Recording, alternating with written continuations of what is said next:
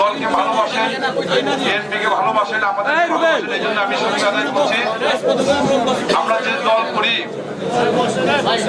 আমাদের সবারই আবেগের জায়গা হচ্ছে আমাদের নেত্রী, তাই না? আমাদের মা দীর্ঘ 17 বছর এই আন্দোলন সংগ্রাম হয়েছে। যে মানুষটি সবসময় জাগ্রত ছিলেন, যে মানুষটি সবসময় মানুষের অধিকারের কথা বলেছেন, সবসময় মানুষের ভোটের অধিকারের কথা বলেছেন, গণতন্ত্রের কথা বলেছেন, তাকে বলা হয়েছিল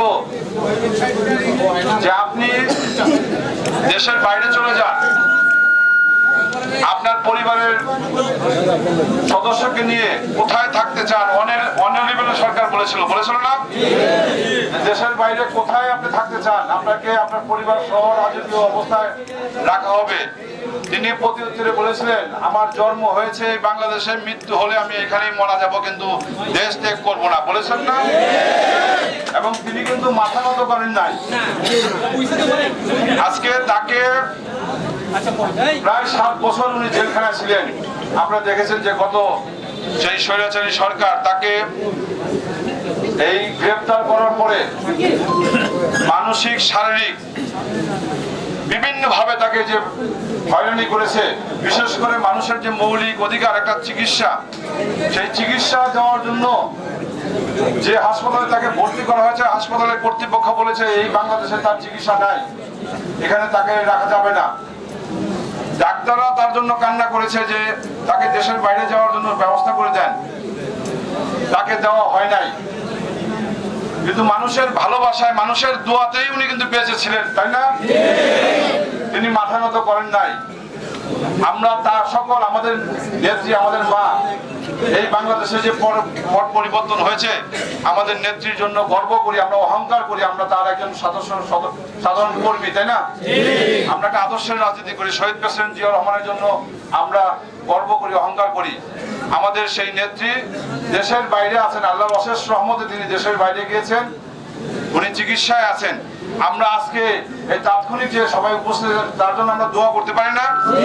আমরা ইনশাআল্লাহ তার জন্য দোয়া করব এবং তার সুযোগ্য সন্তান আগামী দিনের বাংলাদেশের যিনি নেতৃত্ব দেবেন, দেশের বাইরে থেকে সমস্ত বাংলাদেশের মানুষকে যিনি জাগ্রত করেছেন, পৃথিবীর ইতিহাসে একটি নজির স্থাপন করেছেন। আমরা দেখেছি সেই ইরানের ইসলামিক বিপ্লবের যে খোমেনি, তাকেও দেখেছি যে দেশের বাইরে থেকে বাংলাদেশের সেখানে বিপ্লব ঘটিয়েছিলেন। সেই নজির স্থাপন করেছেন আগামী দিনের আমাদের যে নেতৃত্ব, বিএনপির ভারপ্রাপ্ত চেয়ারম্যান জনাব তারেক রহমান সারা বাংলাদেশের মানুষকে জাগ্রত করে কিন্তু আজকের এই জুলাই আগস্টের বিপ্লব ঘটিয়েছেন। তিনি ইনশাআল্লাহ তার জন্য আমরা দোয়া করব। তিনি যেন বাংলাদেশে এসে গত 6 মাসে দেখেছেন যে উনি দেশের বাইরে থেকে বাংলাদেশের মানুষের কথা সার্বক্ষণিক চিন্তা করছেন। বাংলাদেশের বিরুদ্ধে যে কোনো চক্রান্ত হচ্ছে তিনি কিন্তু জাগ্রত থেকে বাংলাদেশের মানুষকে ঐক্যবদ্ধ করে, জাতিকে আজকে ঐক্যবদ্ধ করেছেন। আমাদের প্রেসিডেন্ট জিয়াউর রহমান এবং দেশটিতে বেগম খালেদা জিয়ার সুযোগ্য সন্তান জনাব তারেক রহমানের জন্য আমরা দোয়া কাচ্ছি। ইনশাআল্লাহ উনি যেন বাংলাদেশে এসে শহীদ প্রেসিডেন্ট জিয়াউর রহমান এবং বেগম খালেদা জিয়া যেভাবে বাংলাদেশের গঠন করার জন্য কাজ করেছেন, তিনিও যেন বাংলাদেশের সাধারণ মানুষের জন্য কাজ করতে পারে, তার জন্য আমরা দোয়া করব। এবং আমাদের ভাই আরাফাত রহমান কোকো, তাকে যে নির্যাতন করা হয়েছে পরিকল্পিতভাবে, তিনি আজকে আমাদের মাঝে মারা গিয়েছেন, তার জন্য আমরা দোয়া করব। এই জিয়া পরিবারের জন্য আমরা আজকে দোয়া করব। এই জিয়া পরিবারের জন্যই আজকে বাংলাদেশের অস্তিত্ব টিকে আছে, তাই না? বাংলাদেশের যে কোনো জায়গায় আজকে আস্থার জায়গা হচ্ছে জিয়া পরিবার। আজকে এই পরিবার আছে বলেই বাংলাদেশের অস্তিত্ব টিকে আছে। ইনশাআল্লাহ আমরা সাধারণ মানুষ যেভাবে জিয়া পরিবারের পাশে আছে, আজকে আমাদের কোনো মিটিং নাই, এখানে কোনো বক্তব্য নাই, কোনো আলোচনা নাই, জাস্ট সৌজন্য আপনারা এখানে আসছেন। আমি আবারও কৃতজ্ঞতা জানাচ্ছি, আমাদের নেতৃবৃন্দের কাছে কৃতজ্ঞতা জানাচ্ছি। শুধু আমরা দোয়া মাহফিল করে আমরা এই অনুষ্ঠানটা শেষ করব।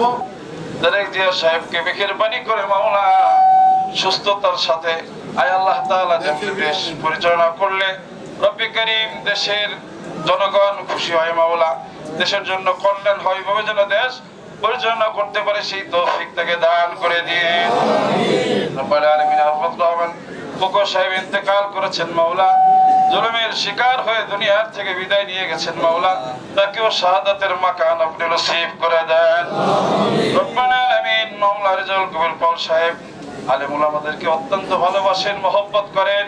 তার এই বিশাল বড় বিল্ডিং এর মধ্যে, ভবনের মধ্যে রব্বে কারীম নবীর ঘর একটা মাদ্রাসা আমাদেরকে পরিচালনার জন্য সুযোগ দিয়েছেন মাওলা।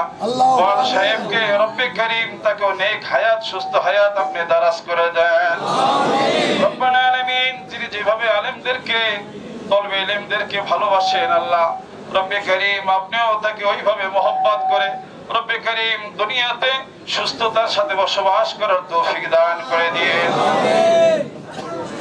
সুলতান নাসির সাহেব রব্বে কারীম অসুস্থ ছিল, আয় আল্লাহ তাআলা তাকে পরিপূর্ণ সুস্থতার সাথে দেশের খেদমত করার তৌফিক দান করে দিয়েন রব্বুল আলামিন। আয় আল্লাহ তাআলা অন্তর থেকে পল সাহেবের জন্য দোয়া আসে মালিক, আয় আল্লাহ তাআলা তিনি যেন জ্ঞানীগঞ্জবাসী সহ পুরো বাংলাদেশের যে খেদমত করতেছেন আজকেও করবেন রব্বে কারীম, আজীবন যেন দেশের মাটির জন্য, দেশের জনগণের জন্য পল সাহেব খেদমত করতে পারে সেই তৌফিক দান করে দিয়েন রব্বে কারীম। আমরা যারা হাত উত্তোলন করলাম আমাদের প্রত্যেকের জিন্দেগির গুনাহ খাতা মাফ করে দেন। আয় আল্লাহ তাআলা আপনার ভয় আমাদের অন্তরের মধ্যে আপনি পয়দা করে দেন রব্বুল আলামিন। প্রত্যেকটা কাজ করার সময় যেন আপনার ভয় নিয়ে কাজ করতে পারি, আয় আল্লাহ পাঁচ ওয়াক্ত নামাজ যেন পড়তে পারি সেই তৌফিক আপনি আমাদেরকে দান করে দিন রব্বানা তাকাব্বাল মিন্না ইন্নাকা আনতাস সামিউল আলিম ওয়া তুব আলাইনা ইন্নাকা আনতাত তাওয়াবুর রহিম। সুবহানা রাব্বিকা রাব্বিল ইজ্জাতি আম্মা ইয়াসিফুন ওয়া সালামুন আলাল মুরসালিন ওয়ালহামদুলিল্লাহি রাব্বিল আলামিন।